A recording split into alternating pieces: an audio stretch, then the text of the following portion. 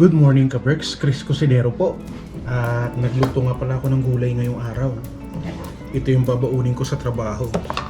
Tofu at saka vegetables, parang anong tawag dito, chop suey. Pero syempre hindi kompleto ng sahog yan.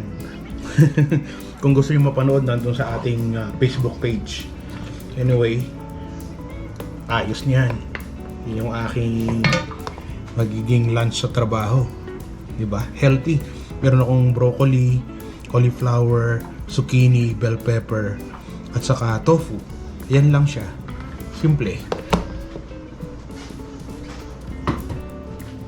Lagyan natin ng konting toasted garlic para masarap mamaya. Actually, marami. Mahilig ako sa toasted garlic. Sakto yan. Saka mayroon pala ako rito green onions. Kita yun naman. Isang maliit na baso. Nilalagyan ko lang siya ng tubig maya-maya. So, ayan ang kinalabasan niya. Ito yung mga pinagtabasan ko lang to ng green onions. Diba? Pwede pang gamitin. So, madalas na ginagawa ko pagka meron akong gantong green onions. Cut ko lang siya. Malinis na yung mga yan. Lagay ko lang siya dito sa aking ulam.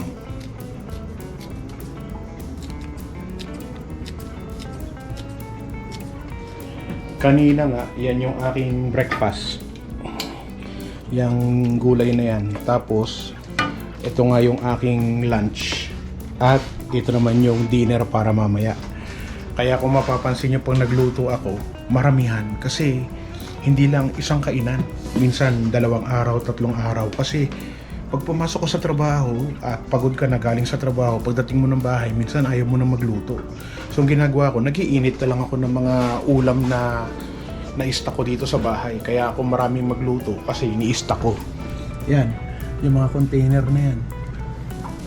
Meron ako diyang adobo, meron akong pansit, meron akong tinola, may munggo. So, kung ano man yung gusto namin ni Angelo, init lang namin dito sa microwave. Tapos, hindi mo na kailangan magluto kasi marami kang stock dito sa bahay. Microwave lang. Kaibigan namin yung si Microwave. Si Brother Mike. Brother Microwave. Ayusin ko lang itong mga gamit ko para sa araw na to at papasok na tayo sa trabaho maya-maya. Kita nyo mga ka-Berks, ito yung mga medyas ko. Lahat yan, walang katerno. Hindi ko alam kung saan napunta lahat. As in, walang magkakaterno dyan. So paano yan? Alangan naman itapon ko yung mga yan. Siyempre susuotin ko pa rin yan, no? Kahit hindi pantay-pantay o hindi magkakamukha yung medyas ko, susuotin ko yan. Sayang naman yung mga medyas na yan. Hindi magkakapareho. Hindi ko alam kung nasaan. Kinain na ng washing machine yung iba kong mga medyas. Saka nga pala, laging sinasabi nung iba, bakit yan lagi ang suot mong sambra? Ito nga, paborito ko to, saka ilan lang yung ganito ko eh.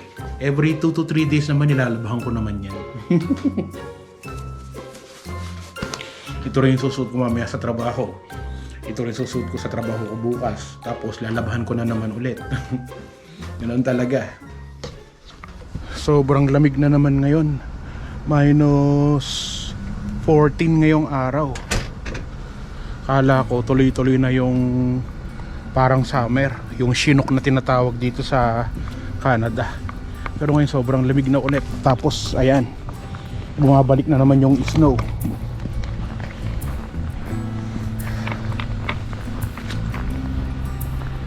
Hatid ko lang muna si Angelo sa trabaho. Halos sabay naman kaming papasok sa work. Kaya sabay na kami sa sasakyan. Mahal na kasi yung pamasahe ngayon pag nag-commute.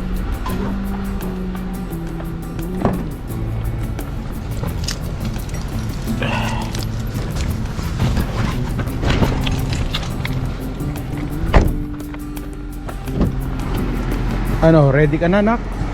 Ready. Balot na rin si Angelo ngayon kasi sobrang naman lamig. So tara, go to work na kami ng magama. Ka-Berks, after ko na ma-drop si Angelo sa work, diretso naman ako dito ngayon sa work. Diyan tayo sa store nagtatrabaho. See you later. Baka lunchtime o pagtapos na yung work natin. So tara na, baka tayo maliit sa trabaho. May mga gabi na hindi makatulog. May mga araw na halos ikadurog. Buhay na malayo ka sa pamilya mo. Tinitiis na para sa pangarap mo. Buhay sa ibang bansa hindi madali. Pagod at sikap para sa minimigay. Malayo sa magulang at mga kapatid. Nangungulila sa asawa at anak. Karpintero, kamano, kusinero, puro mekaniko o inhinyero, driver o tagahugas man ng plato. Pilipino kang puno ng respeto. Gagawin ang lahat para sa pamilya. Magtitiis lalaban para sa kanila. Bukas ay sumisilip na ang pag-asa. Ang sinag ng araw. So after 8.5 hours of work, labas na tayo, gabi na. Galing sa trabaho. Nako, ang dulas ng ano tawag dito, kung ano man tawag dyan. Sobrang lamig na naman. Actually yung ibang lugar dito sa Canada, sobrang lamig talaga. Minus 30, minus 40 ngayon. Buti nga dito sa Calgary, minus 16, minus 17 lang. Ano na yun ha? Maganda na weather na yun ha. Pero syempre walang tatalo sa Vancouver. Maganda talaga ang weather doon. But anyway, ako, i-start muna natin tong sasakyan natin. Na-frozen na naman siya oh. Lilinisin muna natin yung ating sasakyan. Galing ka na nga sa trabaho, maglilinis ka pa ng sasakyan. Ganun talaga. Ganun talaga. Sanayan lang yan. Sa tagal mo na dito sa Canada, magre-reklamo ka pa. Normal na yan. Ganon talaga. Welcome to Canada mga ka-Berks. Okay lang yan.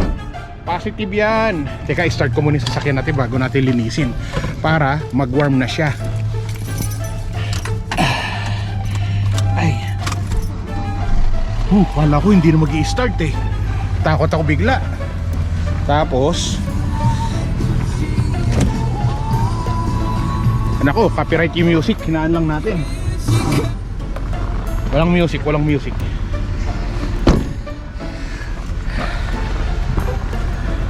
Diba? Trabahong Canada.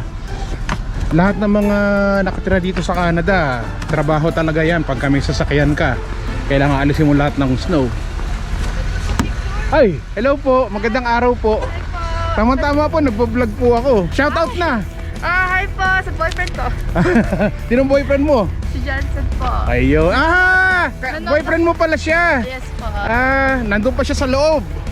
Hindi po, sa nag-welding po siya. Ibang John Paul pala. Sige. Johnson po, Johnson, yun. Nanonood po siya sa'yo. Ayun, maraming salamat. Taga saan ka? Taga South po. Sa Pilipinas? Quezon City lang po. Sa QC. Saan ka sa Quezon City? Marami tayong mga followers sa Quezon City, sa Manila. Yeah, taga lang po, Cubao. Nasa may Cubao. Ayos. O sige, picture na. Picture lang daw kami mga ka-Berks. Sige po. Thank you po. Ayos. O sige, magandang araw. Sige po. Ingat. Madalas talaga pagka may nakakilala sa atin, magpapapicture, nawala na ako. Ano ba yung kinukwento ko kanina? Nawala na ako, na-starstruck ako eh. Maganda si si ka-Berks eh.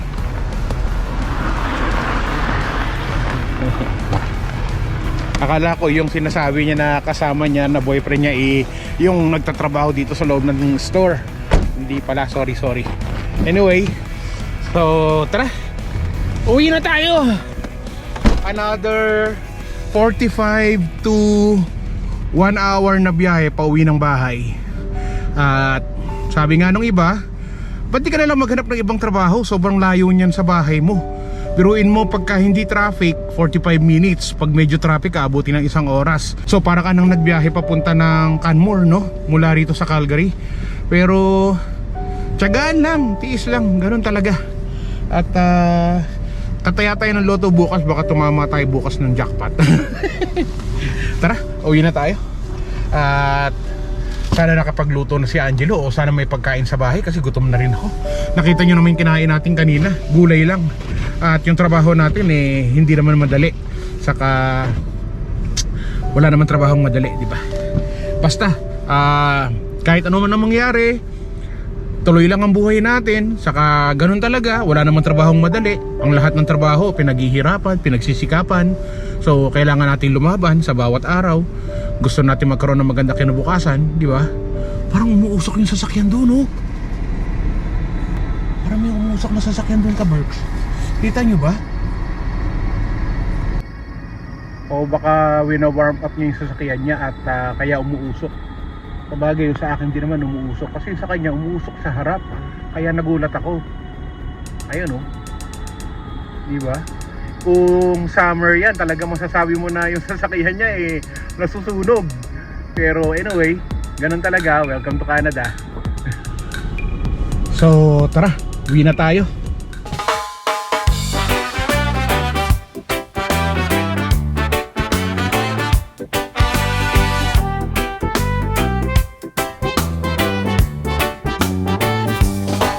Kung kinaya ni Chris Cusinero, sigurado na makakaya mo.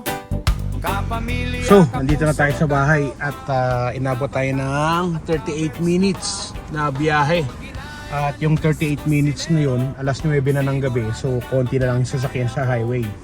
Kaya napaaga pa tayo actually in 38 minutes. Usually, mga 45 minutes or yun nga, 1 hour. So, tara.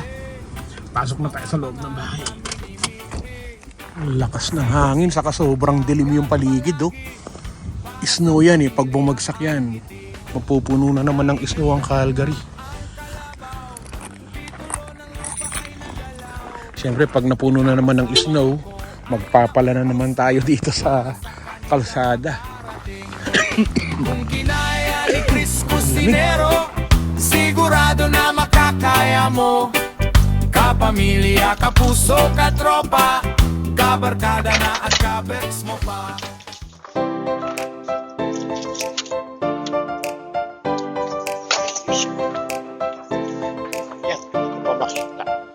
Ano man ang hamon ng buhay, palagi ka lang sumabay.